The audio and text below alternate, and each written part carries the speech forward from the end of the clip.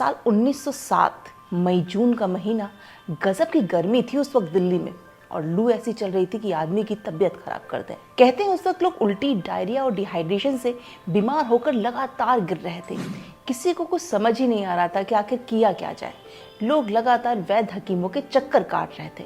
स्वास्थ्य व्यवस्था भी उतनी अच्छी नहीं थी। लेकिन पुरानी दिल्ली के लाल कुआं बाजार में एक दवा खाना था हमदर्द नाम का, जिसको 1906 में शुरू किया था यूनानी हकीम हफीज अब्दुल मजीद ने। लोग उनके पास भी शिकायत लेकर पहुंचने लगे कि भाई आपके पास तो इसका कोई इलाज होगा। लेकिन उन्हें भी कुछ समझ ही नहीं आया कि आखिर किया क्या जाए। तो एक दिन बैठे बैठे उन्होंने सोचा, गर्मियों में तो वैसे भी कुछ खाने का मन नहीं करता है, सादा पानी भी इंसान कितना ही पी सकता है, तो क्यों ना कोई एक ऐसी चीज बनाई जाए जिससे पानी में डालकर लोग पी सके। फिर क्या था, हकीम साहब ने चूल्हे पर चढ़ाई एक बड़ी सी कढ़ाई, जिसमें उन्होंने तमाम तरह के फल, जड़ी बूटी, गुलाब के फूल का अर्क, कमल के फूल का अर्क, खसखस, धनिया, केवड़ा डाल के लाल रंग की गाढ़ी सी एक दवाई बनाई। अब जब भी कोई हकीम साहब के पास लू लगने की शिकायत लेकर आता तो हकीम साहब उसे सिरप पकड़ा देते थे। कोई इसे बोतल भर कर ले जाता था तो कोई घर के बर्तनों में। बड़ी ही जल्दी खबर फैल गई कि हकीम मजीद ने कोई जादुई चीज बनाई है जिससे बीमारी झट भाग जाती है। थी तो ये दवाई, लेकिन लोग ऐसे पी रहे थे जैसे कोई संजीवनी बूटी हो। बिक्री इतनी ज्यादा बढ़ गई थी कि इस दवाई को कोई नाम देना जरूरी हो गया था। दिन रात सोच विचार करने के बाद हकीम मजीद ने इसे नाम दिया रूह अफ़ज़ा, जिसका मतलब होता है आत्मा को तरोताजा करना। लोगों के बीच हकीम मजीद का रूह अफ़ज़ा इतना ज्यादा फेमस हो गया था कि हकीम मजीद इसे बाजार में लाने के बारे में सोचने लगे। अब हकीम मजीद को अपने रूह अफ़ज़ा को एक ब्रांड बनाना था, तो उन्होंने सबसे पहले एक पतली गर्दन के चारों ओर 5 अलग अलग छल्लों वाली एक नॉर्मल सी कांच की बोतल चुना और अपने ब्रांड के लिए खूबसूरत लाल लेबल डिजाइन कराने के लिए पुरानी दिल्ली के हौस का इलाके से एक प्रिंटिंग प्रेस को चुना। आपको बता दो, रूह अफ़ज़ा के लेबल पर 3 भाषाओं में लिखा जाता है, जिसमें हिंदी, इंग्लिश और उर्दू शामिल है। और आज भी कुछ भी नहीं बदला है। रूह अफ़ज़ा की बोतल जैसी पहले थी वैसी ही आज भी है। अब रूह अफ़ज़ा बाजार में जा रहा था तो हकीम साहब ने उसके प्रोडक्शन की जिम्मेदारी अपनी पत्नी रबिया बेगम को सौंप दी।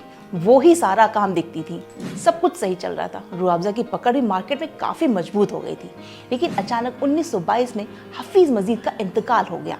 तब उनके दोनों बेटे ने इस बिजनेस को आगे बढ़ाने का काम किया।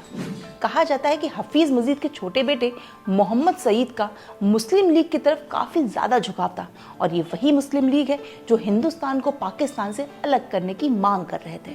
फिर क्या था, 1948 में हकीम साहब के बड़े बेटे पाकिस्तान शिफ्ट हो जाते हैं, लेकिन वहाँ रूह अफ़ज़ा को खड़ा करना थोड़ा मुश्किल था।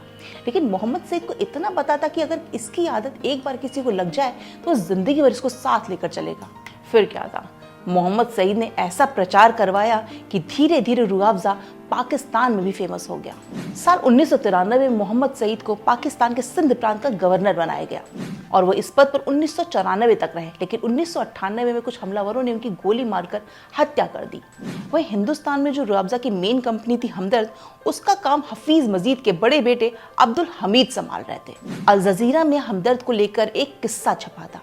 दरअसल 1979 में जब सोवियत संघ ने अफगानिस्तान पर हमला किया था तो कुछ शरणार्थी पेशावर में रह रहे थे, तो पाकिस्तान की सरकार उन्हें खाने की किट दिया करती थी जिसमें रूह अफ़ज़ा भी होता था। देखते देखते रूह अफ़ज़ा की खपत इतनी ज्यादा बढ़ गई थी कि सरकार ने पता कराया कि भाई क्या रीजन है कि लोग इतना ज्यादा रूह अफ़ज़ा क्यों पी रहे हैं। तो पता चला कि जो शरणार्थी पेशावर में रुके थे वो बिना पानी मिलाए पूरी बोतल ऐसे ही पी जाते थे। और इसी से जुड़ा एक दूसरा किस्सा ये है कि गर्मियों के दिनों में जब कार के इंजन हीट हो जाते थे तो लोग उसे ठंडा करने के लिए उसमें रूह अफ़ज़ा डालते थे। खैर, आगे बढ़ते हैं। हमदर्द कंपनी की पूरी कमाई का सिर्फ 15% ही परिवार के हक में जाता है। बाकी बचा 85% हिस्सा हमदर्द के नेशनल फाउंडेशन को जाता है, जो सामुदायिक सेवा संबंधी काम करता है। साल 1964 के दौरान हमदर्द ट्रस्ट ने हमदर्द नेशनल फाउंडेशन से अपने फंड का यूज करके तुगलकाबाद किले के पास 91 एकड़ की जमीन खरीदी, जहां स्टूडेंट्स को ट्रेनिंग देने, बीमारों की देखभाल करने के लिए साइंस बेस्ड मेडिकल इंस्टीट्यूट बनवाए। 1989 में जामिया हमदर्द यूनिवर्सिटी का गठन हुआ, जिसमें 9000 से ज्यादा स्टूडेंट्स हैं जो traditional medicine, system management, life science and health care के लिए ट्रेंड है। तो ये थी गर्मियों में तरोताजा कर देने वाली ड्रिंक रूह अफ़ज़ा की पूरी कहानी।